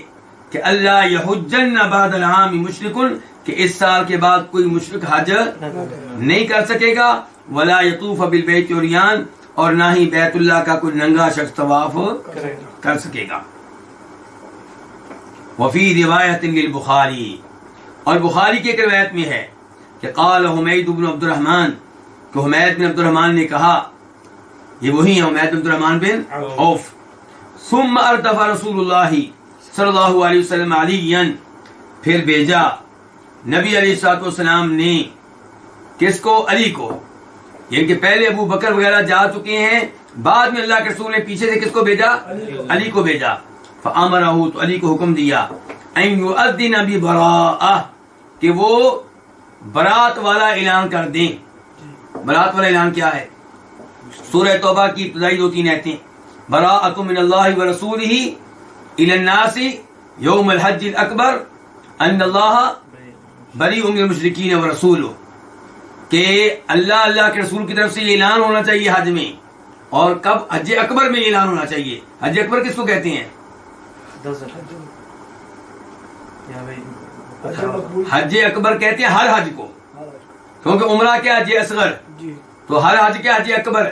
حج اکبر کا خاص دن جو ہے وہ یوم نحر ہے. یوم الحج اکبر جو ہے وہ ہے قربانی کا دن. حج اکبر کس کو کہتے ہیں؟ ہر حج کو. لوگ کہتے ہیں جی حج اکبر وہ ہے کہ جب جمعے کے دن یوم عرفات ہو، تو یہ بات درست نہیں ہے. ہاں اس میں کوئی شک نہیں کہ یوم عرفات اور یوم جمعہ ایک ہو جائیں تو اہمیت میں اضافہ ہو جاتا ہے، لیکن کہنا جی حج اکبر ہی ہے 70 حج کے برابر ثواب ملے گا، ایسی کوئی بات نہیں ہے. تو ہر حج حج اکبر ہے، لیکن حج اکبر کا خاص دن کون سا ہے؟ 10 تاریخ. یوم الحج اکبر جو ہے وہ 10 تاریخ ہے، اور 10 تاریخ کو قربانی کے دن کو سال کے دنوں میں سید قرار دیا گیا. یہ تمام دنوں کا سردار دن ہے. تو اللہ تعالیٰ کہہ رہے ہیں اس دن اعلان ہونا چاہیے لوگوں میں کیا؟ کہ اللہ کے رسول لا تعلق ہیں کن سے؟ مشرکین سے. اور ان کے ساتھ جو مسلمانوں نے معاہدے کیے تھے وہ توڑے جا رہے ہیں، لیکن فوری طور پہ نہیں. 4 مہینوں تک یہ زمین میں چلیں پھریں جدھر مرضی جائیں، 4 مہینوں کے بعد یہ مکہ مدینہ میں نظر نہ آئیں. تو یہ معاہدے جو ہے ختم کیے جا رہے ہیں. دیکھیں اسلام معاہدہ ختم کرنے سے پہلے وارننگ دیتا ہے اتنے مہینے پہلے. اور معاہدے توڑے جو گئے ہیں وہ بھی اس لیے نہیں کہ مسلمانوں کو مسئلہ تھا، اس لیے کہ وہ لوگ معاہدے کی خلاف ورزیاں کرتے تھے. تو بہرحال اعلان ہو گیا کہ اللہ کے رسول کافر و مشرکین سے کیا ہے؟ لا تعلق ہیں. اور مسلمان کیا کہتے ہیں؟ لا تعلق نہیں بلکہ ہمارے دوست ہیں، دلی دوست ہیں. تو کافر اور مشرک جو مسلمانوں پہ ظلم کرنے میں ملوث نہ ہوں، ان کے ساتھ آپ حسن سلوک کریں، اجازت ہے. اخلاق کے ساتھ پیش آئیں، اچھی بات ہے. وہ آپ سے قرض مانگے آپ قرض دیں، کوئی مسئلہ نہیں ہے. ان کا جو غریب ہے وہ آپ سے سوال کرے تو آپ پیسے دے سکتے ہیں، لیکن مذہبی معاملے میں تعاون کرنے کی اجازت نہیں ہے. کرسمس ڈے منانے کے معاملے میں، ہندوؤں کی ہولی ہولی ہوتی ہے جی، وہ منانے کے معاملے میں سکھوں کا بڑا دن منانے کے معاملے میں ان امور میں تعاون کرنے کی اجازت نہیں ہے. اور یہ آپ حسن سلوک کریں ان کافروں سے، لیکن اس کا مطلب یہ نہیں ہے کہ آپ ان کو دلی دوست بنا کے رکھیں، اس کی اجازت نہیں ہے. اللہ کے رسول ان سے بری ہیں، کیونکہ وہ اللہ کے رسول کے دشمن ہیں. وہ اللہ تعالیٰ کے ساتھ اوروں کو شریک کریں تو اللہ تعالیٰ کیسے ان کو پر راضی ہوں؟ جن کو پر اللہ راضی نہیں آپ ان کو دلی دوست قرار دیں، یہ درست نہیں. قال ابو ہریرہ کہتے ہیں فأذن معنا علی، تو ہمارے ساتھ مل کر علی نے اعلان کیا، فی اہل منا، کن میں؟ منا والوں میں. کس دن؟ یوم النحر، قربانی والے دن. کیا اعلان کیا؟ کہ لا یحج بعد العام مشرک، اس سال کے بعد کوئی مشرک حج نہیں کرے گا. ولا یطوف بالبیت عریان، اور نہ ہی بیت اللہ کا کوئی ننگا شخص طواف کر سکے گا. آج کے درس کا یہیں پہ اختتام کرتے ہیں. یہ حدیث قدر طویل ہے اور انشاءاللہ اس کا تذکرہ یا اس کو کر لیں آج. چلیے آپ کہتے ہیں درس میں ہے، چلیں ٹھیک ہے جی انشاءاللہ. تو یہ حدیث آئندہ درس میں انشاءاللہ پڑھی جائے گی. اللہ رب العزت آپ سب لوگوں کو جزائے خیر دے، آپ لوگوں کا آنا بیٹھنا سننا قبول فرمائے. اس کی برکت سے اللہ تعالیٰ آپ لوگوں کی مشکلات دور فرمائے، آپ لوگوں کی اولاد کو ببرکت بنائے، صحت و تندرستی سے نوازے. ہم سب کے اللہ گناہ معاف فرمائے. اللہ ہمیں ایسے ہی دین کے علم پہ کار بند رکھے، استقامت دے. وآخر دعوانا الحمدللہ رب العالمین.